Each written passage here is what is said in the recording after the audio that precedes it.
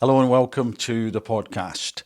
So, Keir has been busy, and according to this BBC article, Starmer seeks to take control after bumpy start. A bumpy start is probably a slight understatement. This is an article by Chris Mason, and I think it's refreshingly good. Let me continue to read on. This was the Prime Minister using the pooling power of government to tempt his audience to Pinewood Studios in Buckinghamshire. Insert your own jokes here about whether his job is mission impossible or what a carry-on his opening months in government have been in the eyes of some. Good for you, Chris. I mean, this is the BBC. Things must have been pretty bumpy for the BBC to be having, well, a bit of a laugh at Keir's expense in such a fashion. But good for that reporter. And then in brackets, Carry On Up the Khyber was filmed here, among others. So, yes, indeed. Is it Mission Impossible? The article goes on. Having walked down Goldfinger Avenue, James Bond has heritage here too, we're led into a warehouse-like windowless studio exuding a placeless quality. We could have been anywhere.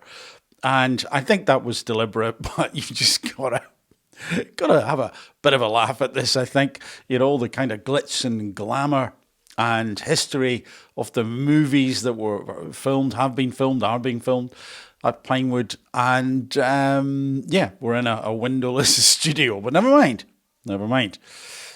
Anyway, so this is almost 2 years since Keir set out his so-called missions for government, the controlling thoughts and themes of how he would approach running the country. Then came the first steps, which were set out, as it happens, just before the general election was called, and then I would add all the missteps since then. Then in government, the article says, he sought to fix the foundations. Oh, I really don't want to hear that again.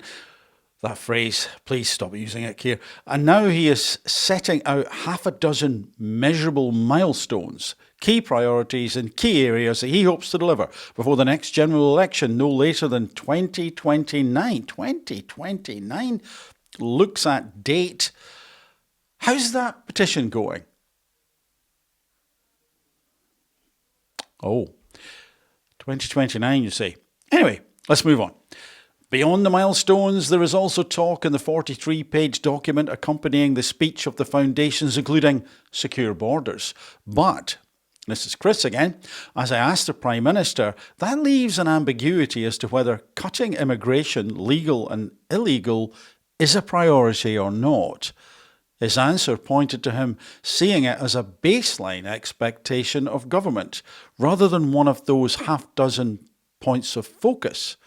But it strikes me, this is Chris again, that leaves space for confusion. Absolutely.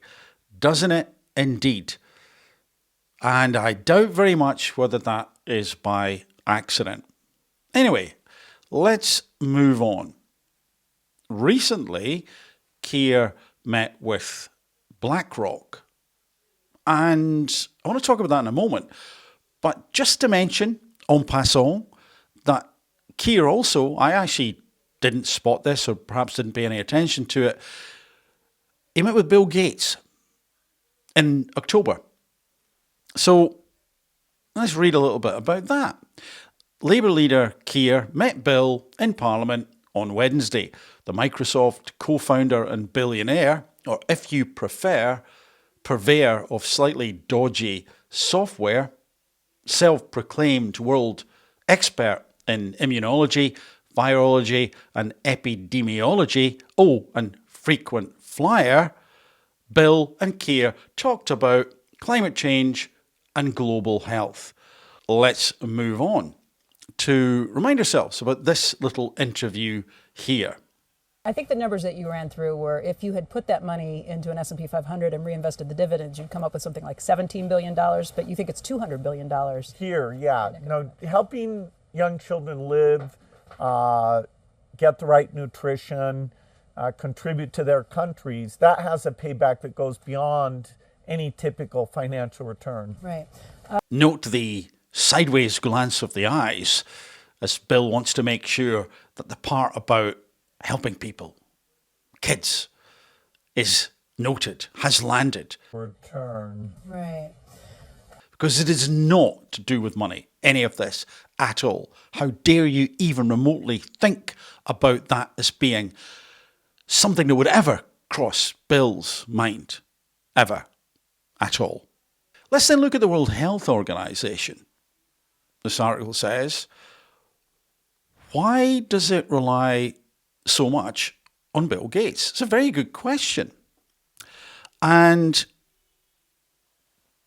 from that article, we can see the Bill and Melinda Gates Foundation, which still stands strong despite its two co-founders splitting up after 27 years of marriage, do not speculate about why at all. Said last month it was not right for the charity to take on such a big role in funding the World Health Organization. Interesting. Let's say that. Now, who's saying that? Is that Melinda? Anyway, over the years, the billionaire philanthropists have become the WHO's second biggest donor, making the health agency heavily dependent on their support to keep functioning. Global health experts say that while this money is welcome, it gives the Gates, I think that means the Gates Foundation, an outsized influence and underscores the chronic funding problem the World Health Organization faces even as it contends with more and more health crises. Yes, it does give the Gates Foundation, or the Gateses, an outsized influence, doesn't it? Isn't that interesting?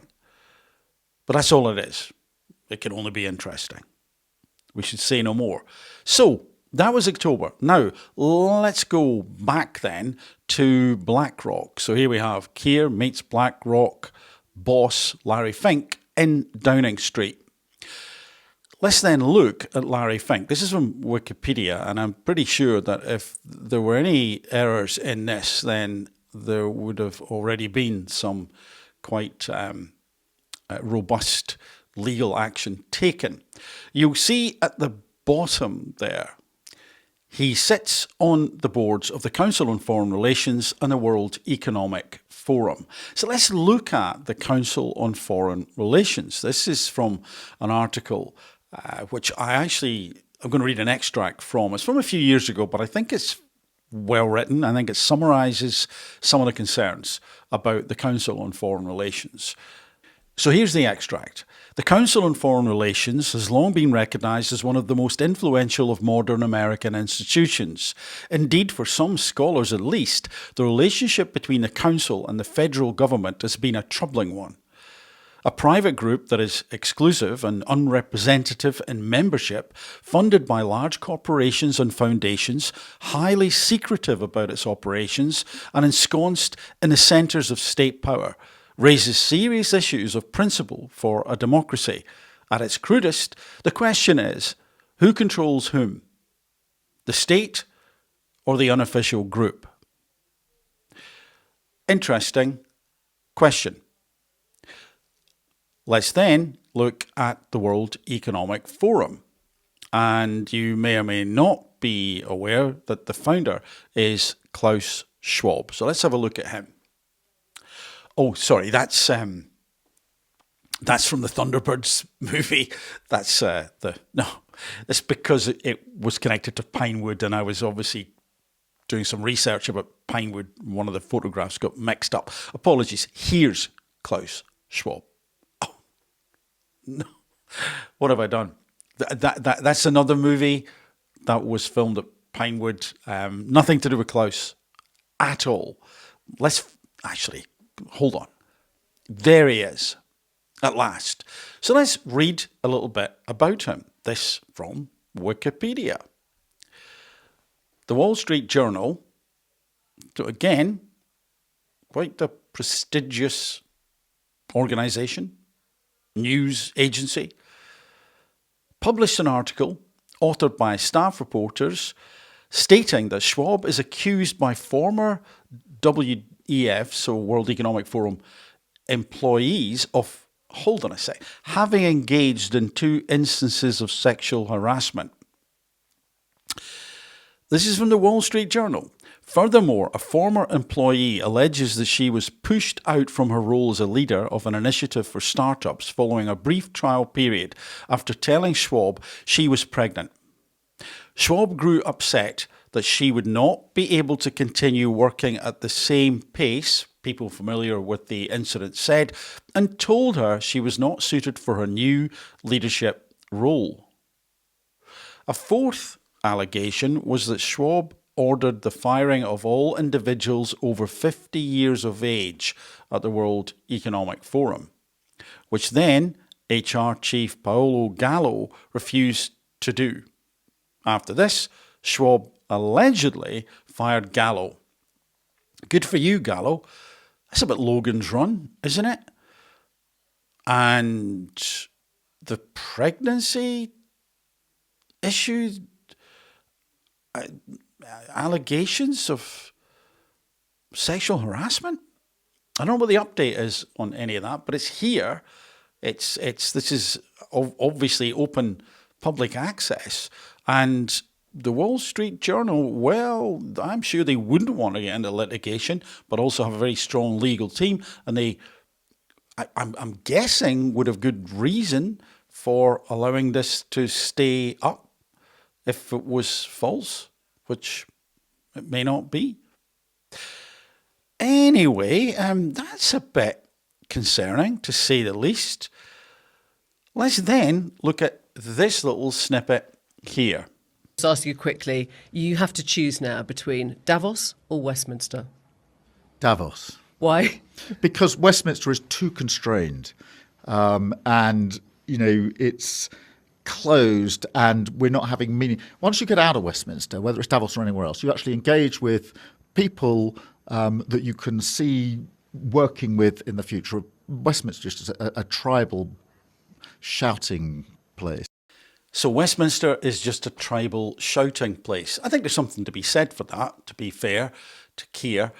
And yet, when he talks about Davos as being preferential to Parliament, you've got to wonder where his focus is. Is it about feeling really special and striding the world stage with these people who have such huge influence? Or should it perhaps be more focused on those things that are happening at home? And again, in the interest of being fair, here's what Keir said recently. In fact, I believe this is from his speech at Pinewood Studios. Everyone can see there's a growing impatience with traditional politics. Everyone can see how people are tired with those who fail to get the job done. Now, populism isn't the answer to Britain's challenges. Easy answers won't make our country strong. But nobody can deny that this kind of politics feeds off real concerns. In fact, that's the crux of the matter. People haven't become radical ideologues. We are still, in our values, a pragmatic nation. What people want from their politics, that hasn't changed. They want a stable economy. They want their country to be safe, their borders secure, more cash in their pockets, safer streets in their town, opportunities for their children, secure British energy in their home, and an NHS that is fit for the future. And that is why we've set these missions. Missions to make our country strong. Missions to make working people better off. Missions this government will deliver. I think that was quite a populist speech. Perhaps Keir's definition of populism is that if you talk about what people want and attempt to give them it, then being populist means that they can have it quite quickly. But Keir's version is that, yeah, I know what you want. I'm dangling a carrot. I'm actually repeating back those things that people have been shouting at me about. Yeah, so we'll get there, but between now and then, there's going to be a lot of pain, a lot of suffering, a lot of darkness. But at some point in the future, we might get there. Maybe that's what he thinks. Certainly, he's not really delivered so far on any of those things. But it is early days, and it is encouraging that he says that. Will I be holding my breath? Absolutely not at all. So he still needs to be held to account. We still need to get updates. We still need to understand what is happening. How is the direction of travel looking? When will we get there? How will we get there? What is happening right now to take us on the first step or two towards those changes, that country that we would like to live in? In the interim, however, in Keir land, well, as the pensioners freeze and the push for electric vehicles, which will become more and more autonomous, gets larger and larger, we could find ourselves, well, with a younger population and also being chauffeur-driven by our autonomous vehicles where the government wants us to go. Hold on, Rita. This could be a bit bumpy.